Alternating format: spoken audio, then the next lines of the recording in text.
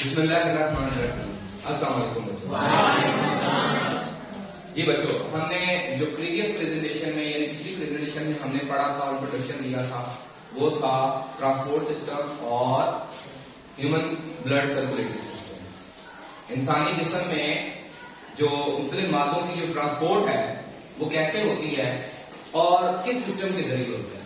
तो हमने ये डिस्कवर किया था कि हमारी बॉडी के अंदर जो मुख्तलिफ मादों की ट्रांसपोर्टेशन है वो थ्रू ब्लड होती है। इसके जरिए होती है ब्लड होती है, यानी हम उसको कह सकते हैं कि ये पूरा निजाम जो है ये ब्लड सर्कुलेटरी सिस्टम के तहत चलता है।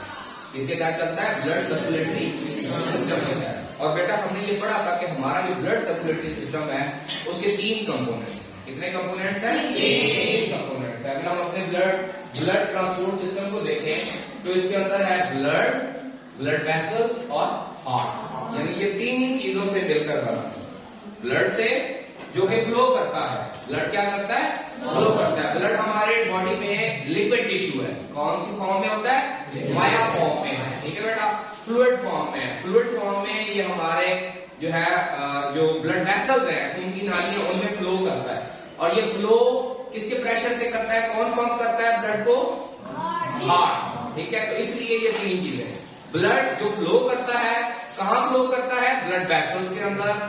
और कौन उसको पंप करता है? हमारा हार्ट। ठीक है बेटा, तो ये 3 कंपोनेंट्स हमने पढ़े थे। हम इनका थोड़ा सा रिपीट इंट्रोडक्शन कर देते हैं ताकि प्रीवियस जो प्रेजेंटेशन है वो भी रिकॉल हो जाए। तो हमने उसमें बेटा पढ़ा था कि ब्लड जो है उसमें प्लाज्मा और सेल्स होते हैं। प्लाज्मा और ब्लड सेल्स होते हैं। प्लाज्मा और ब्लड सेल्स। बेटा प्लाज्मा जो है वो लिक्विड फॉर्म में, यानी वाटर है, और ऐसा वाटर है जिसमें कई किस्म की चीजें डिसॉल्व है, जैसे ग्लूकोज है, खुराक, ठीक है, और बहुत सारे केमिकल्स और बहुत सारी मेडिसिन जो हम खाते हैं वो भी प्लाज्मा में जाती है। कहां जाती है? प्लाज्मा में, जो डिसॉल्व चीजें हैं। और बाकी जो पार्ट होता है ब्लड का वो ब्लड सेल्स है। और ब्लड सेल्स हमने पढ़ा था वो 2 टाइप्स के हैं, आरबीसीज एंड डब्ल्यूबीसीज, red blood cells and white blood cells. Red blood cells red इसलिए होते हैं क्योंकि उनमें हीमोग्लोबिन यानी आयरन होता है। ऐसी प्रोटीन होती है जिसके अंदर आयरन है, इस वजह से हमारे ब्लड का कलर क्या है? रेड। ठीक है बेटा, और ब्लड का जो ये रेड कलर है, जो ब्लड सेल जो है यही जो है ये ऑक्सीजन ट्रांसपोर्ट में अहम किरदार अदा करते हैं। ये जो आयरन है या हीमोग्लोबिन जो है ये ऑक्सीजन की ट्रांसपोर्ट में अहम किरदार अदा करती है। ठीक है बेटा, उसके बाद हमने पढ़ा white blood cell. White blood cell जो है बेटा वो हमारे जिस्म में डिफेंस का काम करते हैं। कोई इंफेक्शन हो जाए, कोई पैथोजन या जरासीम या हमारी अपनी ही बॉडी के ऐसे सेल जो डेड हो जाए, डेड प्रोटीन्स हैं, डेड मटेरियल्स हैं जो कि हमारे ब्लड में और बॉडी में होते हैं, ये व्हाइट ब्लड सेल्स उनको रिसाइकल करते हैं, उनको तोड़ते हैं और उनसे फिर नए सेल्स बनाने के लिए रॉ मटेरियल हो जाते हैं। ठीक है बेटा, तो ये तो थे ब्लड के हवाले से। अगर हम ब्लड वेसल्स को देखें, हमने बेटा ब्लड वेसल्स में हमने पढ़ा था कि ब्लड वेसल्स 2 तरह की, एक आर्टरीज और दूसरी वेन। Arteries and when. तो बेटा आर्टरीज वो ब्लड वेसल्स होती हैं जो कि ब्लड को दिल से दूर लेके जाती है, ब्लड को दिल से दूर लेके जाती है, अवे फ्रॉम द ब्लड। इस ऐसी ब्लड वेसल्स को हम कहते हैं आर्टरीज। और आर्टरीज में बहुत ज्यादा प्रेशर होता है क्योंकि हार्ट ने जब पंप करना होता है तो पूरी बॉडी को ये ब्लड सप्लाई कर रही होती है। ठीक है बेटा, तो इसलिए आर्टरीज की दीवारें मोटी और ज्यादा लचकदार होती है, मोटी और ज्यादा लचकदार होती है। जबकि वेन जो है ऐसी ब्लड वेसल्स होती हैं जो ब्लड को वापस हार्ट में लेके आती है, वापस हार्ट में। तभी तो सर्कुलेशन मुकम्मल होती है, तभी तो सर्कुलेशन मुकम्मल होती है। यानी हार्ट से ब्लड जो है वो अवे जाता है आर्टरीज के जरिए, फिर आर्टरीज के जरिए होता फिर कैपिलरीज में, और कैपिलरीज से दोबारा वेन्स के जरिए दोबारा हार्ट के अंदर। ठीक है, वेन्स वापस लेके आ रही है, आर्टरीज लेके जा रही है, और दरमियान में नेटवर्क है कैपिलरीज का। दरमियान में नेटवर्क है कैपिलरीज का। और कैपिलरीज जो है बेटा वो ब्लड वेसल्स की 3rd टाइप है। कैपिलरीज क्या है? 3rd टाइप है कैपिलरीज बेटा एक नेटवर्क है, बहुत ही बारीक खून की नालियों का एक नेटवर्क है जो पूरी बॉडी में फैला होता है। और कैपिलरीज ही वो जगह है जहां पे लोडिंग और अनलोडिंग होती है, या इसको हम साइंस की जबान में कहें तो एक्सचेंज ऑफ मटेरियल होता है। क्या होता है? एक्सचेंज ऑफ मटेरियल, यानी जहां से ब्लड ने कोई चीज उठानी होती है, फर्ज करें लंग्स में से ऑक्सीजन को उठाना है और कार्बन डाइऑक्साइड को लंग्स में छोड़ना है, एल्वियोलाई में छोड़ना है, तो ब्लड जो है वहां से ऑक्सीजन ऑक्सीजन को अब्सॉर्ब करेगा और कार्बन डाइऑक्साइड को एल्वेलाई में अनलोड कर देगा। ऑक्सीजन को लोड करेगा और कार्बन डाइऑक्साइड को अनलोड करेगा। ठीक है बेटा, यहाँ पे ये हो रहा है। इसी तरह अगर डाइजेस्टिव सिस्टम में चले जाएं तो हमारी स्मॉल इंटेस्टाइन में जहाँ पे खुराक हजम होने के बाद खून में जज़ब हो गई है, वहां पे ब्लड जो है वो डाइजेस्टेड फूड मटेरियल्स को लोड कर रहा होता है, उठा रहा होता है, जबकि किडनीज में जाके जो नाइट्रोजनियस वेस्ट है उनको ड्रॉप कर रहा होता है। ऐसे ही है ना बेटा। इसी तरह जब बॉडी में खून जाता है तो ऑक्सीजन जो है वो सेल्स को दे रहा होता है, सेल से कार्बन डाइऑक्साइड ले रहा होता है, उनको फूड मटेरियल यानी ग्लूकोज दे रहा होता है और वहां से जो है नाइट्रोजनियस वेस्ट मटेरियल को उठा रहा होता है। ऐसे ही है ना बेटा, कुछ चीजें उठाता है और कुछ चीजें, तो वो जगह जहां पे ये लोडिंग और लोडिंग या ट्रांसपोर्ट ऑफ मटेरियल हो रहा होता है तो वो जगह होती है बेटा कैपिलरीज। ये खून की इतनी बारीक नालियां होती है कि इनकी जो दीवारें हैं वो सिंगल सेल मोटी होती है। कितना मोटी होती है? एक ही सेल से बनी होती है। तो इसलिए चीजें जो है वो मटेरियल जो है इजीली डिफ्यूज कर जाते हैं, इजीली डिफ्यूज कर जाते हैं, यानी कि वो इंटरस्टिशियल सेल्स के दरमियान में जो फ्लूइड होता है उसके अंदर चली जाती है ब्लड से, और इंटरस्टिशियल फ्लूइड से ब्लड में चली जाती है, इजीली क्रॉस कर सकती है। जिन चीजों में लोड अनलोड होता है वो इजीली क्रॉस कर जाती है। तो ये जो बेटा आर्टरीज और वेन्स के दरमियान में नेटवर्क है कैपिलरीज का, ठीक है। तो इस तरह ये सर्कुलेशन ऑफ ब्लड जो है ये हमारी ब्लड वेसल्स में जारी रहता है। तो इसके बाद अगर हम थर्ड पार्ट को देखें बेटा, हार्ट, तो हार्ट में हमने पढ़ा था कि हमारे हार्ट के कितने चैम्बर्स हैं? 4 चैम्बर। अच्छा ये बताएं कि हमारा हार्ट कहाँ मौजूद होता है, हमारी बॉडी में कहाँ पे होता है? हमारे चेस्ट कैविटी। ये जो चेस्ट केज है, ये जो पसलियों का जो हिजरा है इसके अंदर है, चेस्ट केज के अंदर, ठीक है। तो इसके अंदर है, इसके अंदर और भी ऑर्गन्स हैं, हमारे लंग्स भी हैं, ठीक है बेटा। इसी तरह हमारा हार्ट भी है। हार्ट जो है वो हमारे चेस्ट के लेफ्ट साइड पे होता है, अमूमन किस साइड पे? लेफ्ट साइड पे होता है। तो हमारे हार्ट का साइज क्या होता है? यानी अगर ये मुका बना लिया जाए अंदाजन हर इंसान का अंदाजन इस जितना साइज होता है, ठीक है बेटा। और फिर हमने ये पढ़ा था कि हार्ट जो है इसके 4 चैम्बर। तो ऊपर वाले दो जो छोटे चैम्बर हैं इनको क्या कहते हैं? एट्रिया। इनको क्या कहते हैं? एट्रिया, ठीक है। और एक को क्या कहेंगे? एट्रियम। राइट और लेफ्ट के लिहाज से, राइट और लेफ्ट के लिहाज से right, left atrium and right atrium, ठीक है बेटा। इसी तरह अगर नीचे वाले बड़े हिस्से को देखा जाए तो नीचे वाले जो दो चैम्बर होते हैं उनको कहते हैं वेंट्रिकल्स। क्या कहते हैं? Right ventricle and left ventricle, ठीक है बेटा। तो अब अगर हम पंपिंग के हवाले से देखें तो हम अगर इसको सर्कुलेशन को देखें बेटा, तो हमारी बॉडी के अंदर जो सर्कुलेशन होती है, अगर ये डायग्राम कैटेगरी हम देखें तो हम अगर ऑक्सीजन के हवाले से देखें, किस हवाले से देखें? कैसे जो है सर्कुलेशन के दौरान हमारा ब्लड जो है वो ऑक्सीजन को सप्लाई करता है और कैसे सर्कुलेट करता है, कैसे बॉडी के हिस्से में। तो अगर हम लंग्स से शुरू करें और यहाँ से हम ऑक्सीजन को ले रहे हैं, किसको ले रहे हैं? ऑक्सीजन को हम मॉनिटर करते जाएं और ब्लड की मूवमेंट को भी मॉनिटर करें तो आप देखेंगे कि क्योंकि लंग्स वो ऐसी ऑर्गन है जहां से ब्लड में ऑक्सीजन को भरा जाता है, लोड किया जाता है, ऐसे ही है ना। क्योंकि सांस वहीं पे जाती है ऑक्सीजन फेफड़ों में, और फेफड़ों में एल्वेलाई के इर्द-गिर्द एक पूरा नेटवर्क होता है, मैश होता है कैपिलरीज का, जो ऑक्सीजन को पिक कर लेती है, जो ऑक्सीजन को अपने अंदर अब्सॉर्ब कर लेती है और हीमोग्लोबिन उसको उठा लेती है। तो अब ऑक्सीजन से भरपूर खून, ऑक्सीजन से भरपूर खून, जिस खून को हम क्या कहते हैं? Oxygenated blood. क्या कहेंगे उसको? ऐसा खून जिसमें ऑक्सीजन भरी हुई हो, फेफड़ों से ऑक्सीजन लेके आ रहा हो, उसको कहते हैं ऑक्सीजनेटेड ब्लड। तो अगर ऑक्सीजनेटेड ब्लड लंग्स से किस हिस्से में आएगा? लेफ्ट एट्रियम में आएगा। किस में आएगा? लेफ्ट एट्रियम में। लेफ्ट एट्रियम से बेटा वो गुजरेगा और लेफ्ट वेंट्रिकल में आ जाएगा, लेफ्ट वेंट्रिकल में चला जाएगा, और लेफ्ट वेंट्रिकल से वो चला जाएगा हमारी बॉडी में, बॉडी के तमाम हिस्सों में, और वहां पे वो ऑक्सीजन देना शुरू कर देगा और हमारी बॉडी ऑक्सीजन कंज्यूम करेगी और कार्बन डाइऑक्साइड को ब्लड में डालती जाएगी, ठीक है। अब यहां से जो बॉडी में जब गया तो अब वो जो ब्लड था वो ज्यादातर ऑक्सीजन जिस्म के हिस्सों को दे चुका है, अब उसमें ऑक्सीजन की कमी है और कार्बन डाइऑक्साइड उसमें निस्बतन ज्यादा है, कार्बन डाइऑक्साइड उसमें निस्बतन ज्यादा है। ऐसे ब्लड को हम कहते हैं डीऑक्सीजनेटेड ब्लड। ऐसे ब्लड को हम क्या कहते हैं? डीऑक्सीजनेटेड। यहां से अब जो बॉडी से डीऑक्सीजनेटेड ब्लड है वो वापस जब दिल में जाएगा तो वो वेन्स के जरिए जाएगा। किसके जरिए जाएगा? और बॉडी के अंदर जो कैपिलरीज थी वो जगह थी जहां पे खून ने ऑक्सीजन को जिस्म को दे दिया और कार्बन डाइऑक्साइड को उठा लिया, ठीक है बेटा।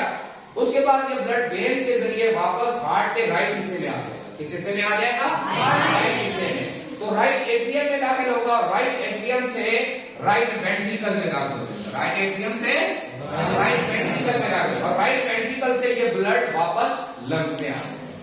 तो अगर आप देखें तो हमने लंग्स से शुरू किया था, फिर हम दिल के लेफ्ट हिस्से में गए, लेफ्ट हिस्से से बॉडी में गए, बॉडी से कैपिलरीज में गए, कैपिलरी से अनलोडिंग लोडिंग हुई, और फिर वापस दिल के राइट हिस्से में आ गए, और राइट से फिर हम लंग्स में चले गए। तो आप देखें तो ये पूरा सर्कल पूरा हो गया, पूरा एक साइकिल पूरा हो गया ना। तो हमने लंग्स से शुरू किया था और वापस लंग्स में आ गए, ऑक्सीजन उठाई थी, और जब वापस आए तो डीऑक्सीजनेटेड है। जब हम लंग्स से ब्लड निकला था तो वो ऑक्सीजनेटेड ब्लड था, और जब दोबारा लंग्स में वापस आ रहा है तो वो क्या है? डीऑक्सीजनेटेड, यानी अब वो क्या करने आ रहा है? ऑक्सीजन लेने आ रहा है। तो इस पूरे प्रोसेस को पूरा करने के लिए ब्लड को एक पूरा साइकिल पूरा घूमना पड़ा है, पूरा चक्कर बॉडी में और लंग्स के दरमियान में और हार्ट के दरमियान में लगाना पड़ा है। तो इसीलिए हम अपने ब्लड सिस्टम को कहते हैं ब्लड सर्कुलेटरी सिस्टम। ये सर्कल बन रहा है ना, चक्कर बन रहा है, तो इसीलिए हम इसको क्या कहते हैं? Blood circulatory system. ये सर्कुलेट करता है बार बार बार बार बार बार, ये रेपिटेशन थ्रू आउट चलती रहती है। और बेटा हार्ट, मैंने आपसे पिछली प्रेजेंटेशन में बताया था कि हमारे जिस्म में 3 तरह के मसल्स हैं, स्केलेटल मसल, स्मूथ मसल्स और कार्डियक मसल, यानी दिल के मसल। बाकी 2 मसल्स में फटीग है, यानी वो थक सकते हैं, लेकिन कार्डियक मसल्स नहीं थकते, कार्डियक मसल्स नहीं थकते। ये आपके पैदा होने से जो ही हार्ट बनता है, उसके मसल बनना शुरू होते हैं, तो वो कॉन्ट्रैक्ट होना शुरू हो जाता है, उसी वक्त से कॉन्ट्रैक्ट होना शुरू होता है, जब से ये मसल बनते हैं। तो ये कॉन्ट्रैक्शन जारी रहती है, और आखिरी जिंदगी की आखिरी सांस तक ये दिल की धड़कन जारी रहती है। ठीक है बेटा? तो ये ऐसे मसल्स हैं जो थकते नहीं है, चाहे आप जाग रहे हो, सो रहे हो, जो भी हालत हो, आपका हार्ट बीट करता रहता है और आपका दिल नहीं थकता। तो ऐसे मसल्स को कार्डियक मसल्स कहते हैं। ठीक है बेटा जी? उसके बाद बेटा हमने ये पढ़ लिया है कि ये ब्लड सर्कुलेटरी सिस्टम ऐसे होता है। इसीलिए अगर हम गौर से देखें तो बेटा ब्लड का जो दिल, हार्ट का जो लेफ्ट साइड है, वहां पे मैंने रेड कलर ज्यादा किया। तो रेड कलर का मतलब क्या है? कि इन हिस्सों में ऑक्सीजनेटेड ब्लड, इन हिस्सों में ऑक्सीजनेटेड ब्लड, और जबकि जो हार्ट का राइट हिस्सा है वो मैंने डार्क बनाया है, वो जहां जहां डार्क कलर है, इसका मतलब ये है कि वहां पे खून जो है वो डीऑक्सीजनेटेड। कौन सा ब्लड है? डीऑक्सीजनेटेड ब्लड, यानी उसमें ऑक्सीजन की कमी है। ठीक है बेटा? एक तो ये हमें पता चल गया कि दिल का जो लेफ्ट साइड है वहां पे आता है ऑक्सीजनेटेड ब्लड, और जो दिल का राइट साइड है वहां पे आता है डीऑक्सीजनेटेड ब्लड। लेकिन बेटा यहाँ पे थोड़ा सा एक और चीज है, अगर हम आर्टरीज और वेन्स को देखें तो यहाँ पे भी हमने देखा है, यहाँ पे भी हमने देखा है। तो अगर हमने देखे कि अगर हमने 2 डेफिनेशन की हैं, हमने डेफिनेशन की है आर्टरीज और वेन्स की। एक तो ये है कि हमारी बॉडी में जितनी भी आर्टरीज हैं, जितनी भी आर्टरीज हैं हमारी बॉडी के अंदर, वो बेटा तमाम की तमाम जो है वो ऑक्सीजनेटेड ब्लड को लेके जाती है। आर्टरीज में कौन सा ब्लड होता है? ये आपने जवाब रखना है। क्या करना है कि तमाम की तमाम आर्टरीज में ऑक्सीजनेटेड ब्लड है, और तमाम की तमाम वेन्स में डीऑक्सीजनेटेड। समझ आ रही है बात की? ये आपने एक बात कहनी है, लेकिन एक एक्सेप्शन है, एक इस्तिस्ना है, एक जगह पे आके ये बात उल्ट हो जाती है, और बेटा वो कौन सी जगह है? वो है पल्मोनरी आर्टरी और पल्मोनरी वेन। नजर आ रही है? इसमें बेटा अगर आप देखें, ये पल्मोनरी आर्टरी है जो कि दिल को दूर ले, खून को दिल से दूर लेके जा रही है, तो ये आर्टरी है। ऐसे ही है ना, तीर के निशान से पता लग रहा है ना। और ये वेन है, ये वापस दिल में लेके आ रही है। लेकिन हैरान कुन बात यह है कि मैंने जो पहली बात आपसे कही थी कि हमारे जिस्म की तमाम आर्टरीज के अंदर ऑक्सीजनेटेड ब्लड है, और तमाम वेन्स के अंदर कि हमारी है 2 तरह की हमारे जिस्म में ब्लड वेसल्स हैं, आर्टरीज एंड वेन्स। तो तमाम आपने ये याद रखना है कि तमाम की तमाम आर्टरीज के अंदर ऑक्सीजनेटेड ब्लड होता है। तमाम की तमाम आर्टरीज के अंदर कौन सा ब्लड होता है?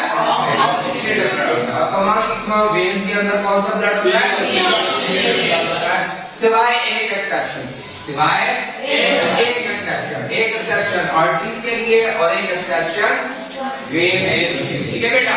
और वो एक्सेप्शन है बेटा पल्मोनरी आर्टरी और पल्मोनरी वेन। पल्मोनरी आर्टरी और पल्मोनरी वेन। अब इनमें क्यों है एक्सेप्शन क्यों है?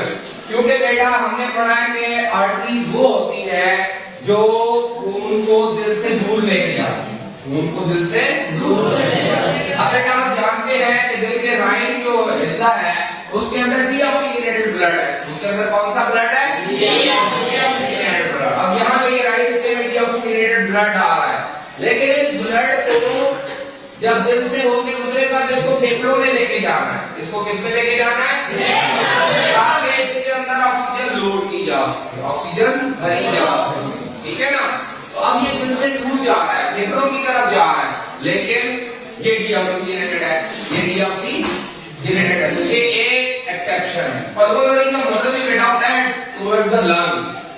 पल्मोनरी का मतलब ही एयर है, ठीक है, न्यूमैटिक्स इसको कहते हैं। पल्मोनरी मींस लंग, लंग्स से रिलेटेड, यानी ऑक्सीजन भरवाने के लिए, ठीक है बेटा। तो इसलिए एक्सेप्शन है पल्मोनरी आर्टरी। पल्मोनरी आर्टरी वो आर्टरी है जिसके अंदर डीऑक्सीजनेटेड ब्लड होता है, बाकी तमाम आर्टरीज के अंदर ऑक्सीजनेटेड ब्लड है। ये क्वेश्चन आ सकता है कि all arteries carry oxygenated blood except, आगे आप क्या जवाब लिखेंगे? Pulmonary artery except pulmonary. ये तमाम आर्टरीज के अंदर ऑक्सीजनेटेड ब्लड होता है सिवाय पल्मोनरी आर्टरी के, ठीक है बेटा। इसी तरह तमाम वेन्स के अंदर डीऑक्सीजनेटेड ब्लड होता है सिवाय पल्मोनरी वेन के। क्यों? पल्मोनरी वेन में वापस खून लाना है।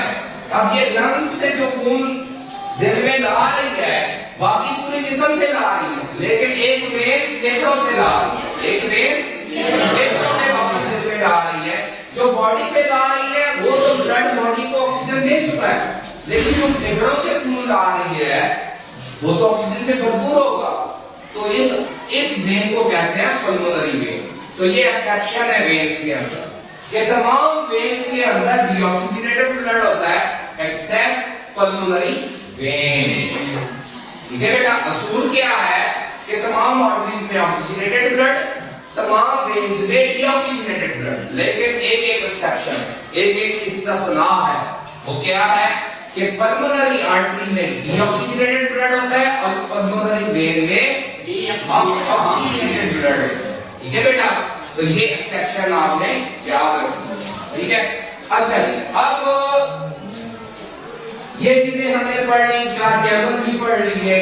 अब हम चलते हैं बेटा एक प्रॉब्लम की तरफ जो कि बहुत कॉमन है, and that is heart attack, जो हमारे लाइफस्टाइल से और बहुत बड़ा एक इशू है कि बहुत सारे लोगों को आपने सुना होगा फैमिलीज के अंदर, रिश्तेदारों में, हमसायों में या मोहल्लों में या आपके किसी की ब्लॉग में कि हार्ट अटैक सुना हुआ है बेटा? तो मुझे क्या बातें कम कर दो, बातें कम कर दो। तो हार्ट अटैक सबने सुना हुआ है बेटा? अब ये होता क्यों है? ये होता क्यों है बेटा? ये दिल का मसला है। तो हमने क्योंकि कार्डियोवास्कुलर सिस्टम पढ़ा है और इसके अंदर हार्ट जो है वो मेन पंपिंग ऑर्गन है। अगर बेटा ये पंपिंग ऑर्गन अपना काम सही तरह से ना करे तो इसको हार्ट अटैक, अगर अपना काम सही तरह से ना करे, क्योंकि मैंने आपको बताया कि कार्डियक मसल्स थकते नहीं है, कार्डियक मसल्स थकते नहीं, और हार्ट बीट जो है वो आपके पैदा होने से शुरू होती है, पहले से शुरू होती है। जब से हार्ट मसल्स बनते हैं ये कॉन्ट्रैक्ट होना शुरू हो जाते हैं। तो हार्ट बीट तो आपको पैदा होने से पहले शुरू होती है और आपके मरने तक, हमारे मरने तक ये जारी रहती है। जब तक जिंदगी है हार्ट बीट जारी रहती है। बाद में ये होता है कि हमारा हार्ट फेल हो जाता है, हमारा हार्ट फेल हो जाता है। किस चीज में फेल हो जाता है? अपना काम करने, अपना यानी पंप करने। तो जब पंप नहीं करता है तो हमारे बॉडी को, हमारे दिमाग को और बाकी हिस्सों को जब ऑक्सीजन नहीं मिलती तो फिर डेथ है। तो फिर क्या है? डेथ। तो हार्ट अटैक डेथ का बायस भी बन सकता है। अब हार्ट अटैक की हम जो है ना वो पढ़ते हैं कि ये हार्ट अटैक होता क्यों है, इसकी वजह क्या है। क्योंकि बहुत सारा आपने देखा होगा कि जो घी की आपको मशहूरियां आ रही हैं या डॉक्टर का आपने सुना होगा, ये ब्लड प्रेशर, तो डॉक्टर अक्सर बता रहे होते हैं कि आप चिकनाई कम से कम क्या करें? कोलेस्ट्रॉल, कोलेस्ट्रॉल, आपने कोलेस्ट्रॉल भी सुना होगा। ये केमिकल है जो कि घी में यानी कि ये चिकनाई के अंदर पाया जाता है।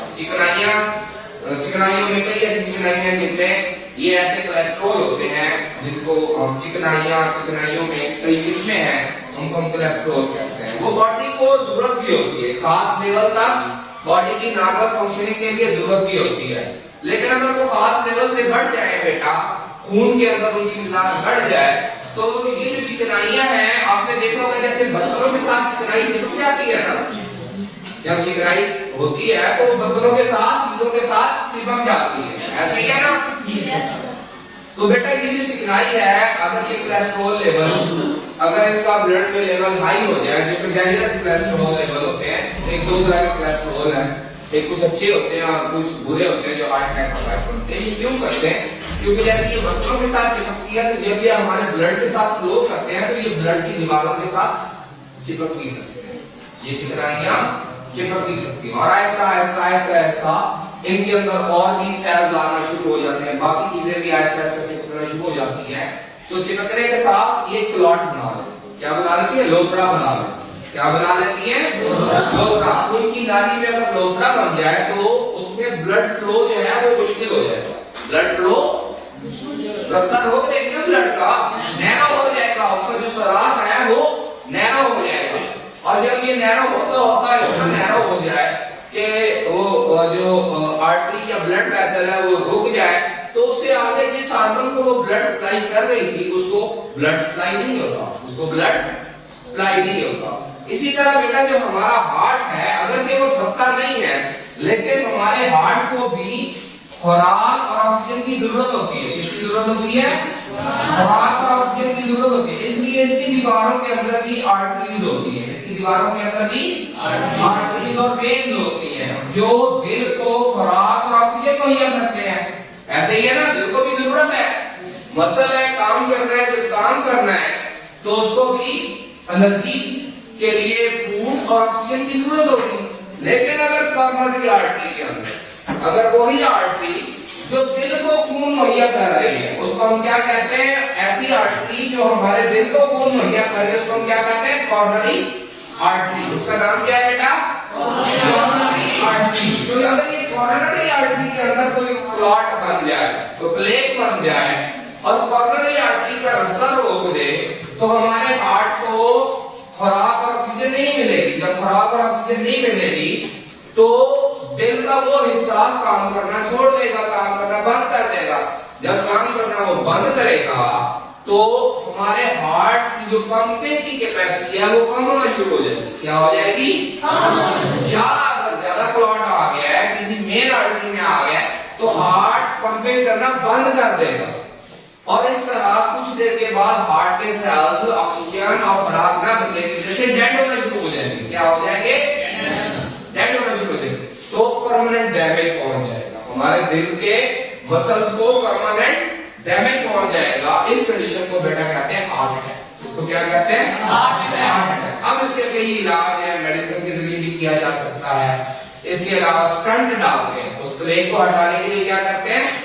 स्टंट डालते हैं, जिसकी वजह से वो जो बंद जगह होती है उसको मैकेनिकली खोल देता है, तो उसको मैकेनिकली रक्त को खोल देता है, जिसकी वजह से फ्लो दोबारा बहाल हो जाता है। एक ये तरीका है, एक और तरीका है जिसको हम बाईपास कहते हैं, जिसको बाईपास ऑपरेशन कहते हैं। अगर किसी कॉर्नरी आर्टरी में क्लॉट आ जाए तो फिर वो जिस्म के किसी और हिस्से से खून की नाली को, आर्टरी को निकालते हैं।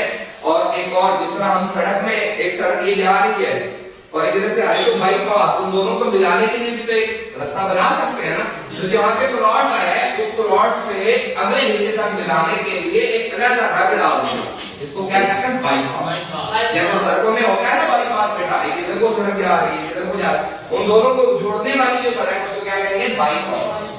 इसी तरह बेटा जहाँ पे क्लॉट आ गया उस जगह को उससे पहले और उससे आगे एक और रग को जोड़ दिया जाता है। क्या कर दिया जाता है? तो इस ऑपरेशन को या इस सॉल्यूशन को कहते हैं बाईपास ऑपरेशन। ठीक है बेटा? तो ये थी बेटा चंद बेसिक इंफॉर्मेशन जो कि हमने ब्लड ट्रांसपोर्ट सिस्टम के हवाले से आपके सिलेबस में, आपकी बुक्स में है, हमने आपको दोहराया। उम्मीद है कि आप इन तमाम बातों को अच्छी तरह से जो है ना मेमोराइज करेंगे और इनको याद करेंगे और इनसे विजडम हासिल करेंगे। ये आपकी अपनी बॉडी के बारे में है और इल्म हासिल करना हर मुसलमान, हर वो औरतें, हर ताकि हमें ये पता चल सके कि अल्लाह पाक हमारे जिस्म को कैसे चलाता है, कैसे ये सारे निजाम चलते हैं। अगर हम इनको समझेंगे तो अल्लाह की बड़ाई बेहतर तरीके से बयान कर सकेंगे। यही विजडम है। ठीक है बेटा, तो बहुत शुक्रिया, थैंक यू वेरी मच, अल्लाह हाफिज़।